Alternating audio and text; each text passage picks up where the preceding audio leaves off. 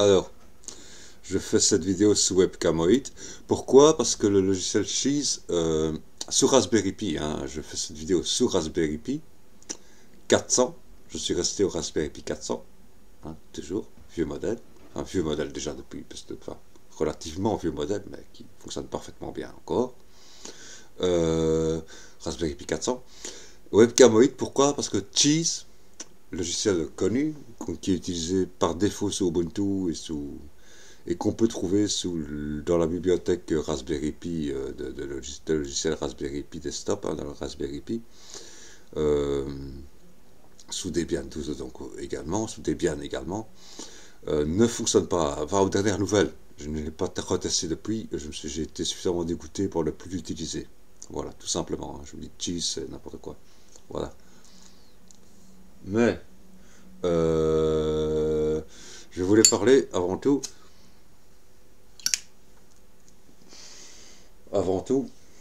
de... Oui, bon, pour le logiciel Webcamoid, c'était avant, il y a des années, c'était open source et libre. Libre et open source. Maintenant, on a Webcamoid dans la bibliothèque Raspberry Pi Desktop, mais malheureusement, il ne fonctionne pas. Il ne fonctionne pas, et donc, il faut le mettre à jour, quoi. Il faut le mettre à jour. Et lorsqu'on le met à jour, on se rend compte qu'il faut l'acheter. Mais il faut l'acheter $1,50. $1,50, auquel il faut ajouter la TVA. Donc en Europe, ici, moi j'ai payé $1,80. $1,80. Donc moins de 1,80 €. Un peu, 7 centimes en moins que 1,80 € ou un truc du genre. Donc ça va. C'est pas cher. Voilà. Et je comprends qu'ils fassent comme ça, parce qu'avant ils comptaient sur les dons. C'est vrai que moi j'avais donné à Webcamoid, au développeur Webcamoid, mais il y a à peine 1 ou 2 ans, il y a à peine 2 ans je crois, j'avais donné, ou 3 ans à la limite, mais je ne sais plus, c'était quand j'avais acheté l'ordinateur Windows 10, hein. Voilà, je me suis mis très tard à Windows 10, et je garde Windows 10 toujours et encore. Extraordinaire. Mais c'est pas tout le monde qui a le réflexe de donner de l'argent à un développeur, même si le logiciel est intéressant. Alors, il y a quelques bugs sur cette version 9.2.6, je crois, ou 9.2.3, je ne sais plus. C'est la version 9.2.3. La version 9.2.3, il y a quelques bugs, oui. Là, j'enregistre en format MP4. Parce que la première version que j'avais fait en WebM, les images étaient totales. Enfin, on voyait les images, mais je veux dire, au bout d'un certain temps, toute la vidéo était passée, l'image vidéo était passée, alors que l'audio continuait. Dès qu'on avait une image vidéo figée à la fin de l'enregistrement, et le reste de l'audio qui passait. Là, sur MP4, je ne sais pas comment ça va faire, parce que je ne sais pas, c'était une vidéo de 20 minutes, hein, 19 minutes 44 secondes. Donc là, je crois que ça va durer à peu près le même temps. J'espère que ça va aller. On verra bien. Je ne le publierai que si ça va bien. Voilà. Mais pour dire que Webcamoid, à la base, si c'est pour simplement enregistrer des vidéos, c'est parfait. C'est parfait. C'est parfait. Les effets, tout ça, il y a des bugs. Il y a des bugs majeurs, des effets qui ne passent pas sous WebM, par exemple. Si vous essayez sur MP4, il y a des problèmes aussi qui apparaissent. Donc c'est problématique. Il y a des bugs. Il y a des bugs. Voilà.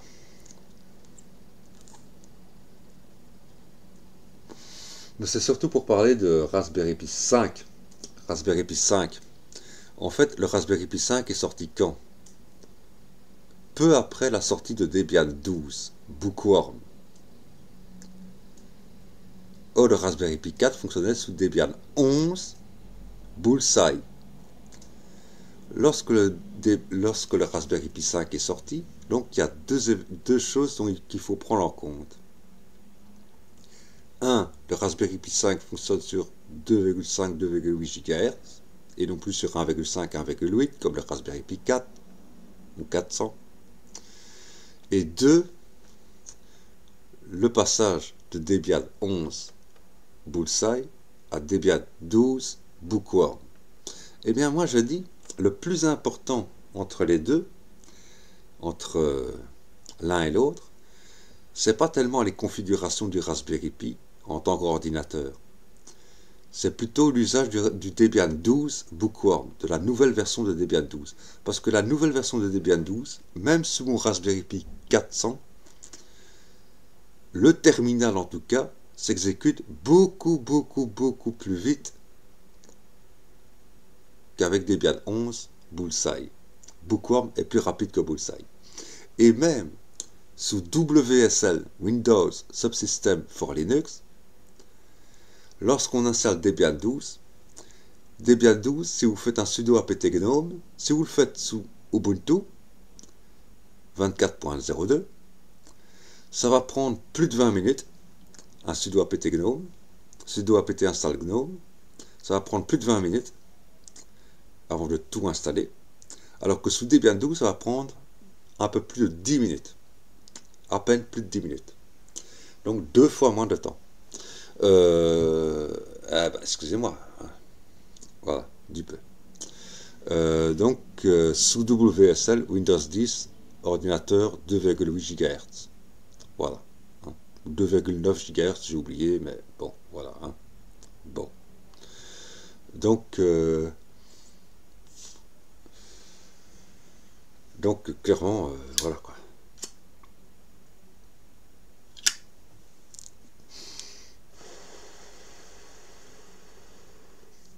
Mais c'est vrai que sous le Raspberry Pi desktop, sur l'ordinateur Raspberry Pi, le Debian 12 Bookworm et le Raspberry Pi desktop, il y a quelques bugs majeurs.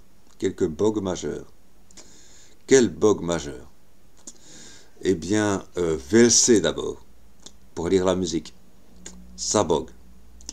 Lorsque vous écoutez un album entier, d'un passage de titre à un autre passage de titre, on s'aperçoit tout de suite que, paf, voilà. Vous allez me dire, sous Windows, ça peut bugger aussi, mais ça dépend de la visualisation qu'on met. Mais là, c'est toutes les visualisations qui bug. Alors là, je sais que c'est très facile à résoudre. Il suffit d'installer la version DEB de VLC. Aller sur le site de VLC, installer la version DEB de VLC, et ça ne buggera plus. Ce sera la dernière version en date. Voilà. Ça ne buggera plus. Ce sera comme sous Windows, la dernière version en date. Donc ça ne buggera plus. Ça fonctionnera comme sous Windows. Voilà. Quoique c'est ARM64, je sais, c'est pas la même version que sous Windows. Mais bon, il y a des chances que ça fonctionne mieux. Voilà. Bon, beaucoup mieux. Tout simplement. Bon. Un bug que je ne sais pas s'il avait lieu au début, je ne m'en rappelle plus. Au début de l'installation, je ne crois pas qu'il avait lieu.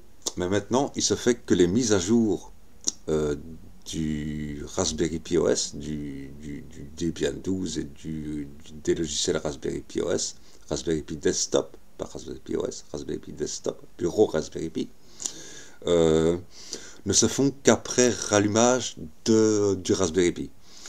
C'est-à-dire que pendant que le Raspberry Pi est sous tension, ça ne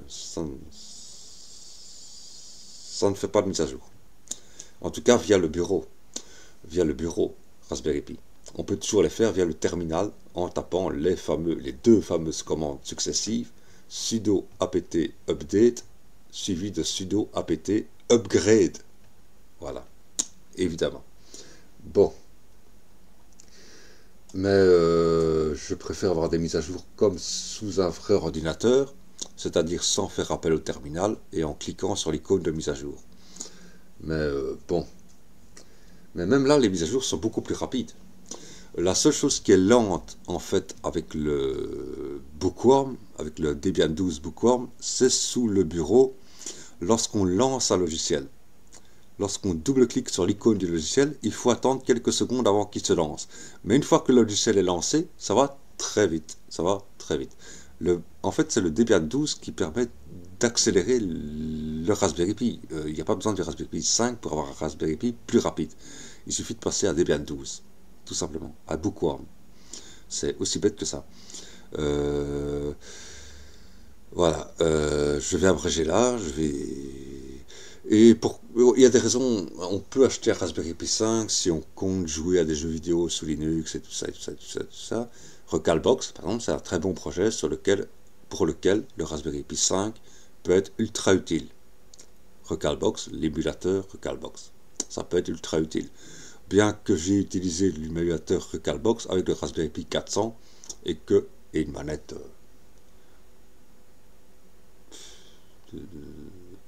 un peu bidon, c'était parfait, pas besoin de plus, pas besoin de plus.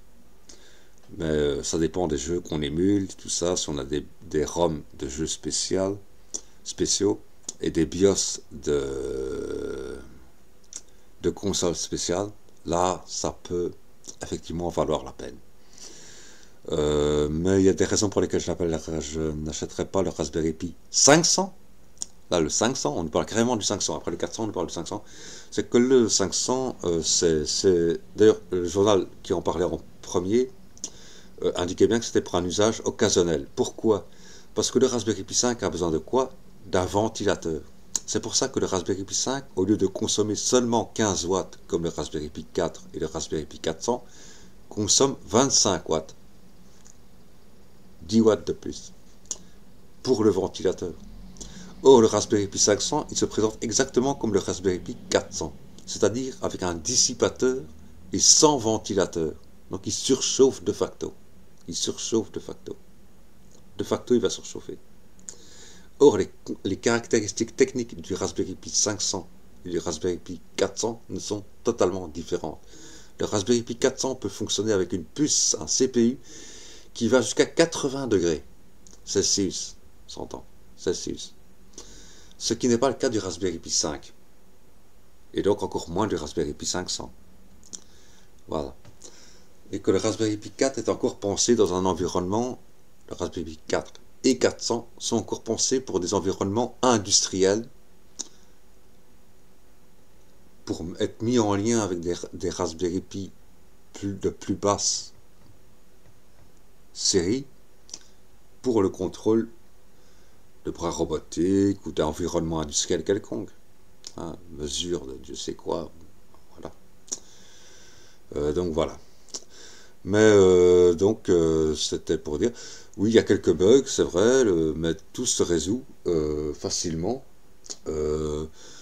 Les bugs du webcamoid, oui, il suffit de remonter. Hein, on peut indiquer un journal de bugs. Hein, on peut indiquer les bugs que l'on rencontre.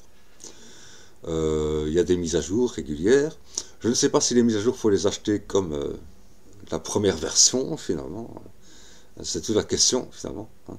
Mais pour enregistrer des vidéos comme ça, c'est très simple, hein, c'est très facile, et c'est le meilleur, c'est bien meilleur que Cheese, que j'ai pu malheureusement essayer, et sans succès. Voilà, tout simplement. Audacity fonctionne parfaitement, sans bug, lui ne bug pas, mais VLC bug. VLC, le lecteur audio bug. Et ça, c'est un gros problème parce que c'est le lecteur audio de base. C'est le lecteur audio de base. VLC. Et il bug. Voilà. Pour le browser Chrome, il y a une ligne de commande à installer, à faire dans le terminal. Vous pouvez la demander à l'intelligence artificielle Gemini. Hein, comment mettre mon browser en français. J'ai oublié maintenant la ligne de commande, mais c'est un bête truc, c'est tout bête. Et ça installe dans la langue, non pas en français spécifiquement, mais dans la langue dans laquelle est configuré le Raspberry Pi. Voilà, que ce soit français, anglais, mais anglais, de facto, ça s'installe en anglais. Mais si c'est une autre langue que l'anglais que vous voulez, comme Chromium, hein, par exemple pour Chromium, eh bien, il y a une bête ligne de commande à installer qui installe Chromium dans la langue dans laquelle a été configuré le Raspberry Pi. Donc le français en l'occurrence pour moi, ça peut être allemand pour d'autres, l'espagnol pour d'autres, le portugais pour d'autres, je ne sais pas. Voilà. Donc voilà. Donc je suis séduit par Debian 12, je dis c'est une grande avancée, c'est une très grande avancée, c'est extraordinaire. Et la majorité fonctionne parfaitement. Il faut juste savoir que sous le bureau Raspberry Pi, lorsqu'on lance un logiciel avec Bookworm, il faut attendre quelques secondes avant que le logiciel soit lancé. Mais qu'une fois lancé, ça va comme sur des roulettes. Voilà.